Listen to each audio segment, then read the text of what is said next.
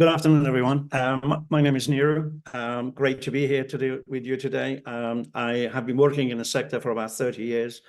I typically work with a senior leadership team to help them to go from good to great performance. And my hang up is the triangle of transformative performance, which is, in my experience, when you bring purpose, people, and process together, and you look for that sweet spot in the middle that really, the result of which can be transformative when you're packed with knowledge, methods, and solutions.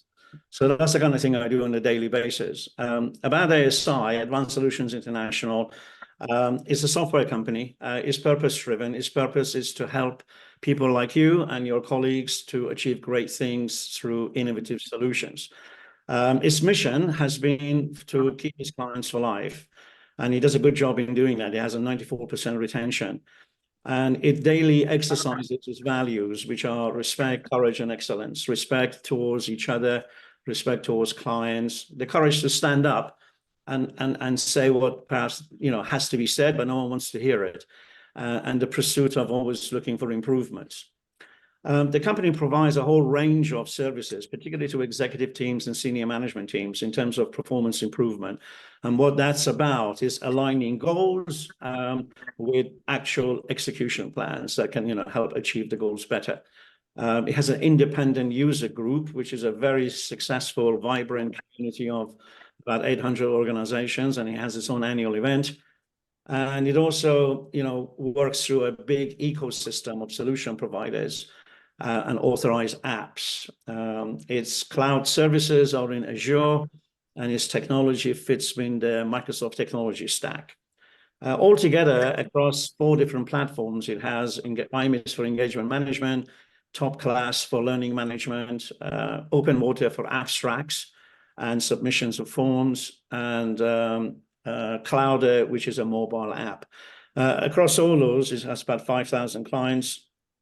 But from an IMIS point of view, as a company, as ASI point of view, it's been going for 32 years, and it has this, as I said, vibrant, ecosystem of certified partners who help clients to get things done. I'm going to use IMIS as an example of a tool because you can't do anything without technology, and I don't believe in hyperware and propaganda. And I always think, give me some evidence of what can be done. So my point of emphasis is that, but you should be able to do anything that I'm sharing with you with whatever system that you have, including starting modestly by using spreadsheets. So we don't have to do a lot of heavy lifting. As far as, IMIS, the system itself is concerned, it's got about 40,000 users, and it's serving 50 million members on a daily basis. One of the great things about ASI and IMIS is its customer relationship, client relationship. You may be familiar with Gartner, G2 platform. If you're not, you might want to make a note of it and, bookmark it, because you can go in there and get independent reviews of any piece of technology that you might be interested in. And it's a great way not to be seduced by what you read on a vendor's website and references that they may offer you. So Gartner, it's not like Amazon, where you go and give a thumbs up and write a few words. Clients can go to the Gartner website, they get asked a whole series of questions, which is very private. Gartner has got its own models of assessments, and it publishes reports. You can buy these reports. Vendors are allowed to use 1 page of it, which is what I'm about to share with you. It's called a Magic Quadrant.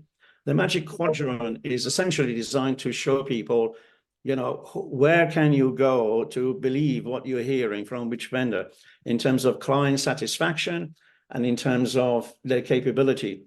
So IMIS from ASI has been rated 6 consecutive years as #1, and this has become really a big deal for the whole organization because it's a testament to what they're trying to do, which is to love the clients and keep them for life. Briefly, these are the kind of things that we come across. This is an actual live example of an organization I was dealing with about 6.5 years ago. They wanted to create a single source of truth. They started with the CRM system, but they came back 5 years later because they ended up back where they started, which is what you're looking at. Each of those round bubbles is a database, and they ended up with a proliferation of databases. So, it's very costly, it's very complicated, and, it doesn't really help. So they wanted to move to something more modern, like an engagement management system. And that's really what IMIS is. As a model, there are three models out there. There's engagement management systems, there's Microsoft CRM, and there's Salesforce.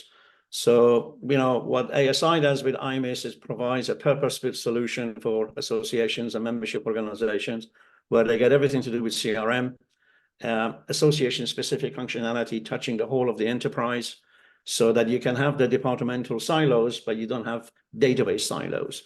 And they also provide a content management system in what they do. So enough about them and technology, and really diving into what I'd like to share with you today as I hope some insights that will help you to reignite conversations internally about retention, and in particular to do with first-year retention, which continues to be a challenge for many. I've taken a page out of my colleague's book, Sue Froggatt. You may know Sue. She's been around for me. She's been around like me for some 3 decades. And one of the things that she researched and published was that when members are looking to join your organization, they're going through 4 distinct stages. They're discovering, considering, evaluating, and then joining. Now, I guess we all know that, but it's worth to be reminded of, what is it that they go through before they decide to join up. But having joined up, that's when perhaps you might be experiencing challenges now, or many do. And those challenges are that when the new member comes on board, they're excited, but many of us struggle with a low retention for the first year. And a lot of that is pinned down to the lack of engagement. If they were engaged more, they would stay longer. We all know that, but there was a lack of it. And then typically, when we try to go back to that first year new member, we tend to bombard them with a renewal aspect of it, which happens 90 days in advance of the renewal date. But when you then dig deeper and try to understand, well, why is these things happening? What one often hears is that there's a lack of resource, there's a lack of time. Your guys, your staff, your teams are spinning a lot of plates. So there's a lot going on. It's not like, there is, empty time and space to do it. And the other thing that comes out is that maybe they don't have the right tools for doing it. So, okay, but despite all of that, what I hope I'm going to share with you can be done with whatever system you have. And even if you have a system that you don't think is good enough, you can try to do it with a spreadsheet if you want to. And I really want to encourage you to think about the beginning of the journey, which is the member journey. So, journey maps have been around for 20 years, right? I don't know when was the last time you did yours, but in my experience, journey maps need to be left, right, and center reviewed, particularly with the advent of technology in our society, with the cost of living, with all the uncertainty that's going on. We can't have a journey map that sits in a drawer. We have to have a journey map that we live it and act by it. So if you were to think like that, and start planning a journey map, and start planning that journey map with who you're dealing with. Now, most of us have been brought up thinking about the demographics of our journeys and members by the generations that they fall in.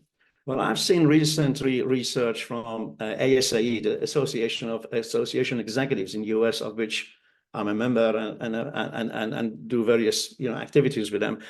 What they've discovered is that there is now, post-COVID, these generational demographics are not as solid as they used to be in trying to understand behavior, in order to have some degree of predictability of what we're dealing with.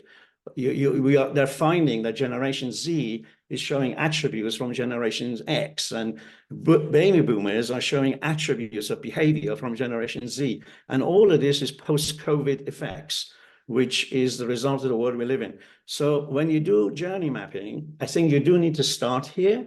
But my first advice to you is to reconsider hanging everything on this. In fact, you should minimize this rather than maximize it. What you might want to be thinking about is to actually create simple ways of getting around a big problem. So this is a real life example I'm sharing with you in terms of, how do we think about it? What do we do about it?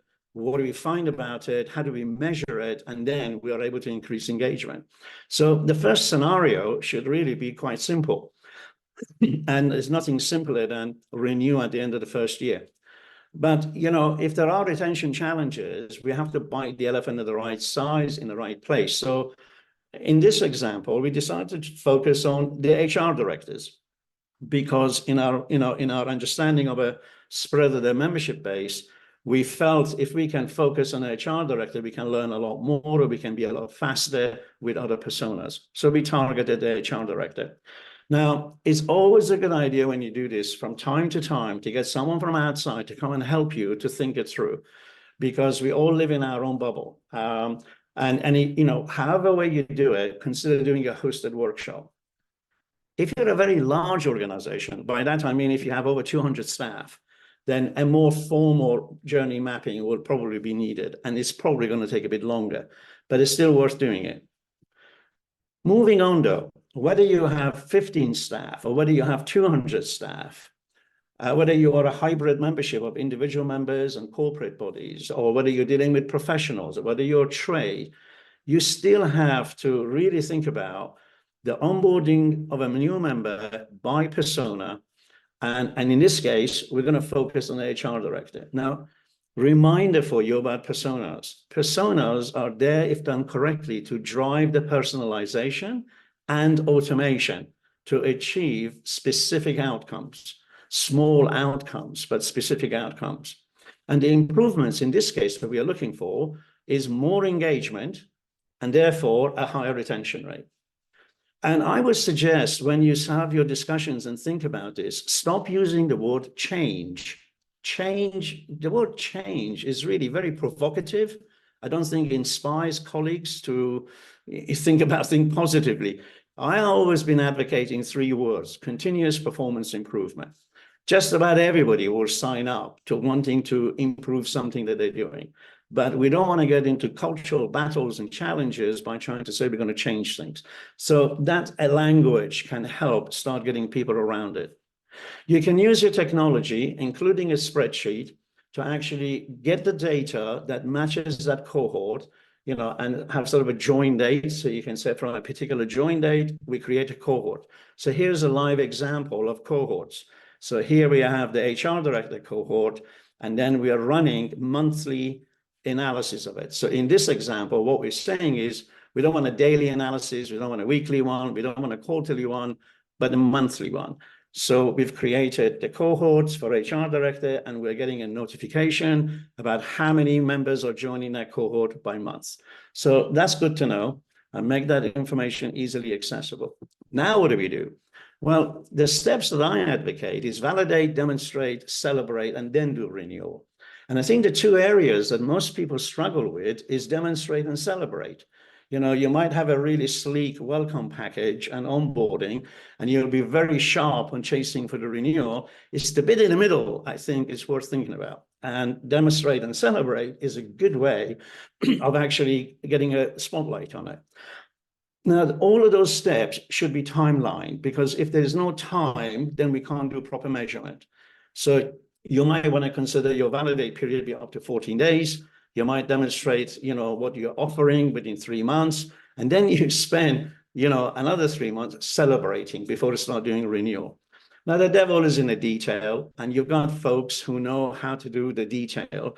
But I think what might be useful is to have a framework and say, why don't we follow this best practice framework and see how much more we can get done, how much more quickly. Depending on how many people come into your organization, you could do it with spreadsheets, right? If you wanted to. So if there are few, don't be put off by having to have proper sexy technology for it. You can do it with a spreadsheet. On the other hand, if there's quite a few coming in, then it might be worth you looking at what you've got and get it to do what you need it to do. So what do you want it to do for you? Well, I think what it needs to do is, we are looking at measuring what's coming into the cohort. There's no better measurement. There's no powerful measurement. There's no more meaningful measurement for a membership organization than engagement scoring, because we define engagement differently. We can give a different weighted measure, and we can look at measurement of engagement across the whole of the organization, irrespective of whether it's policy, whether it's accounting, whether it's HR, because membership engagement should be everybody's business, and everyone contributes towards it. So having engagement scoring can be the key to unlock the measurement and get consensus internally to get things done. So in this example, we are looking at a measurement by each cohort by month. Now, that's fine. That's a useful thing to know. And then we need to be able to look at the individual member record and see their engagement and their progression. And here's the thing, success breeds success. So if you have one or two members who are really engaged, it's always a good idea to dig deep and find out what is that deep engagement? What is it? Is it a seasonal thing? What is it that's getting them so engaged, and try to replicate that more often? So you need to be able to look at it. You need to be able to let everyone know when there's a new member in the organization. Not that, there should be a red phone and blue phone, but with a new member, it's always nice to always say, hey, you've just joined us 6 months ago, welcome, whether we write an email or whether we make a phone call. But then finally, we've got to go for proper management now of the measurement, because we need to use measurement to bring about performance improvement. So what do we measure? We finally go for a measure that says, okay, so we now have the number of people joining the cohort, we have an average engagement score, and we can see the percentage of completion of the onboarding journey. That's good. At least I can see something that I couldn't have seen before. It would have been very labor intensive to know it, but that's not enough.